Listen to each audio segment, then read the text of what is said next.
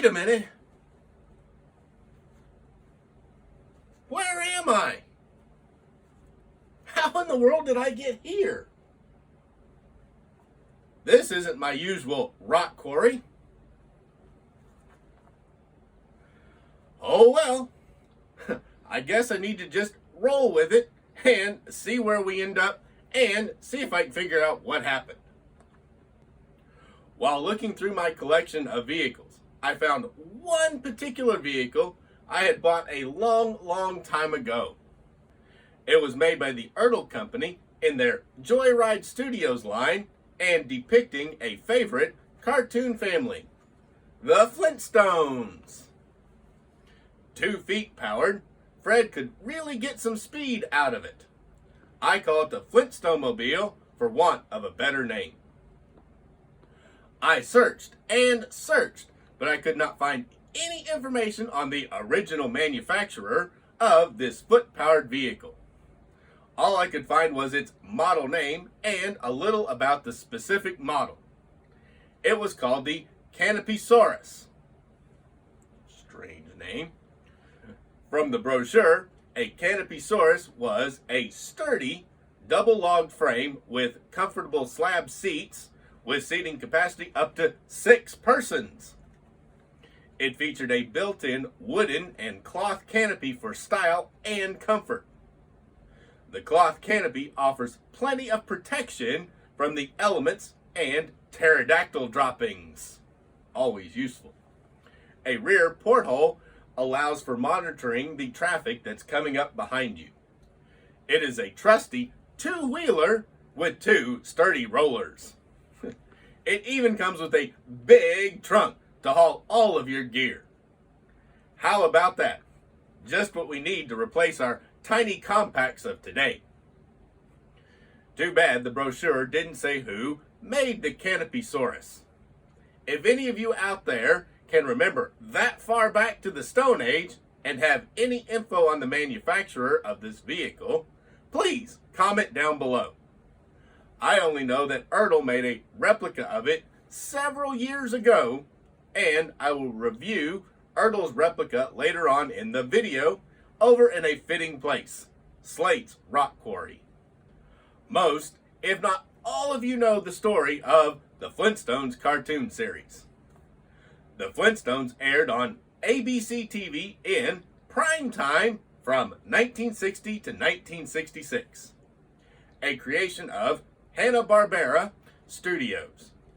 It became network television's first animated cartoon series. 4 years and 166 episodes entertained people by the Stone Age family from Bedrock. The town of Bedrock is set in a comical version of the Stone Age, but resembled mid-20th century suburban life. The plots resembled the sitcoms of the era, with the caveman Flintstone and Rubble families getting into minor conflicts characteristic of modern life. Coexisting with cavemen are saber-toothed cats, woolly mammoths, dinosaurs, and other prehistoric creatures. The Bedrock Society has modern home appliances, but they work a little different by employing animals. The automobiles of the time hardly resemble the cars of the 20th century. These cars are large wooden and rock structures and are either foot-powered or dyno-powered. The dyno-powered autos burn dino fuel. The foot-powered autos were the most common and powered by people who run while inside them.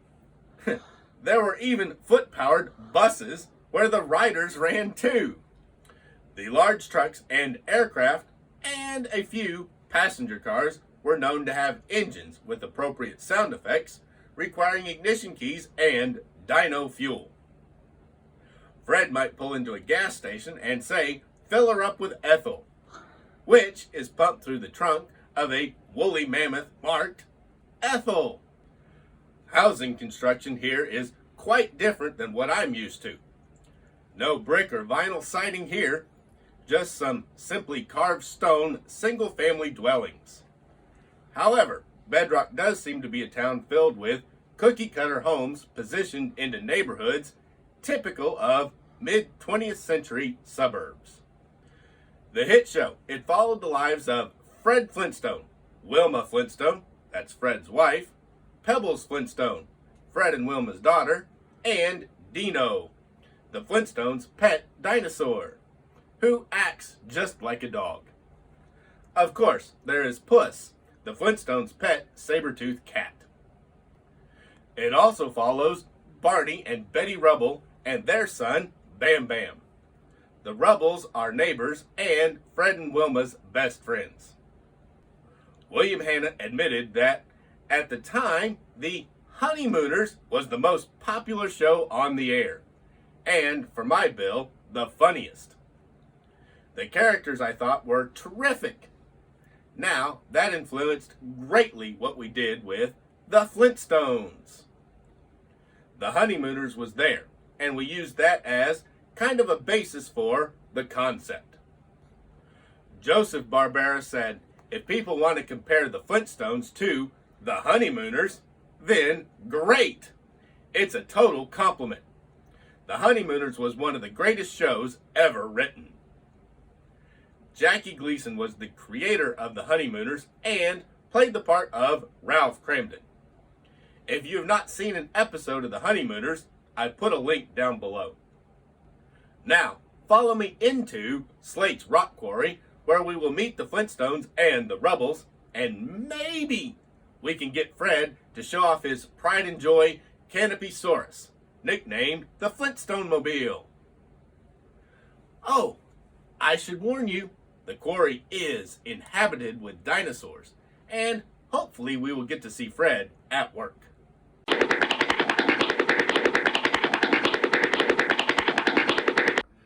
And this, guys, is the Flintstone Mobile, also known as a Canopysaurus. Its manufacturer, though, is unknown. We don't really know who made the Canopysaurus. But we know its model is the Canopysaurus, and that was Fred Flintstone's vehicle.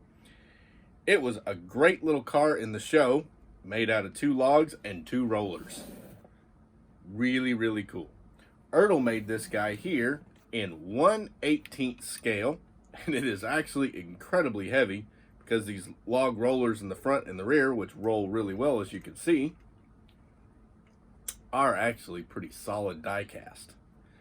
The 2 logs that make up the frame on each side here, they're also real die cast pieces, and they did a pretty good job replicating wood grain to make them look like they have wood grain.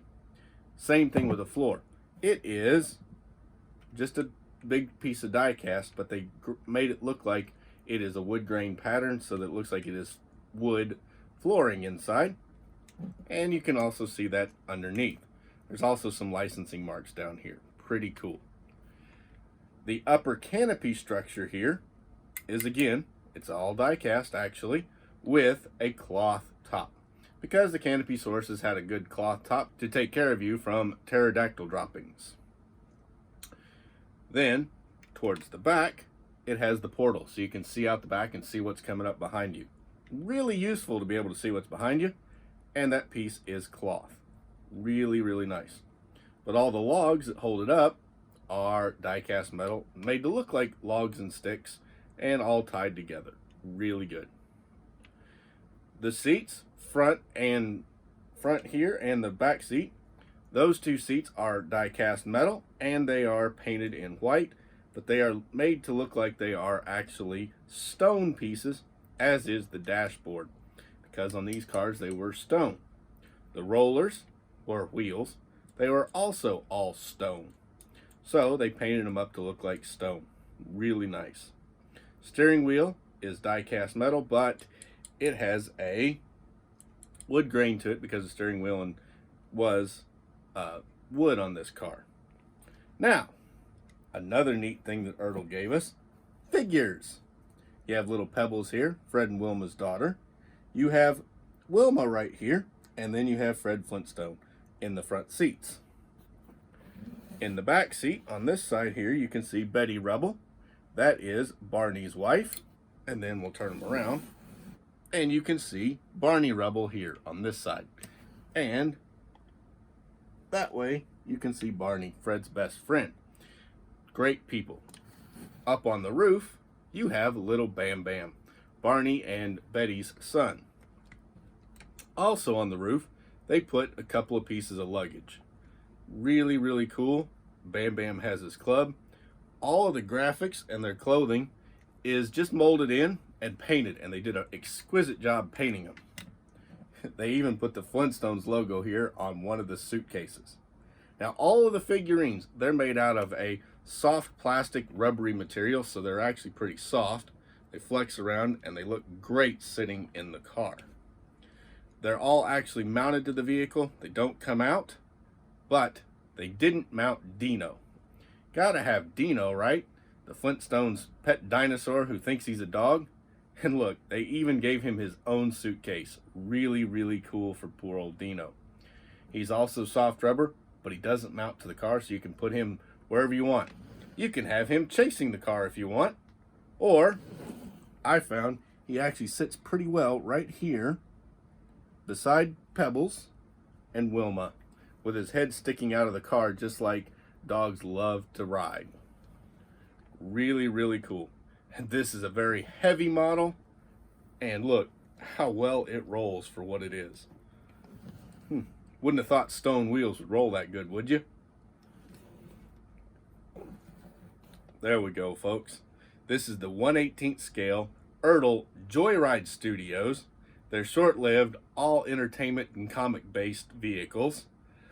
And it is the Flintstone Mobile, a Canopysaurus owned by Fred and Wilma Flintstone from the original cartoon series, The Flintstones, with lots of figurines of Fred, Wilma, Pebbles, Barney, Betty, and Bamm-Bamm, along with luggage and, of course, Dino, everyone's favorite, carrying his own little suitcase.